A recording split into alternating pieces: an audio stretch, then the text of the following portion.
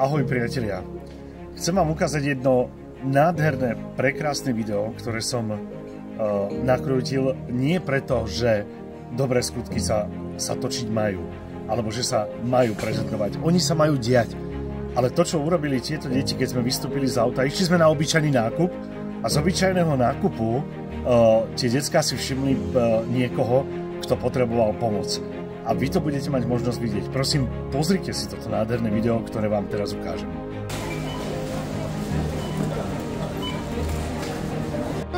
Videli jednu pani a chceli sme ju pomôcť. Chcete jej pomôcť, alebo chceli? Áno, chceme pomôcť. Čiže máme jej niečo kúpiť, hej? Áno, alebo takúto kufolu. No dobre. Dobre, tak to urobíme. Fajn, ďakujem. Ďakujem, že ste ma upozornili, super.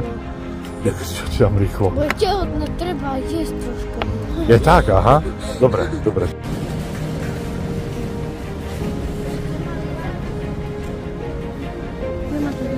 Chceli vám urobiť radosť, tak som to urobil tak, aby ste naozaj mali radosť, pretože len hlavne vás prosím, nesedte na zemi, dobre? Lebo čakáte dieťatko, tak nesedte na zemi, dobre?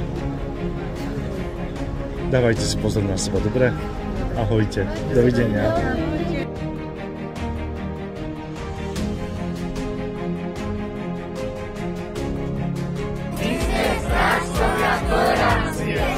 Aj ja som strašná tolerancia.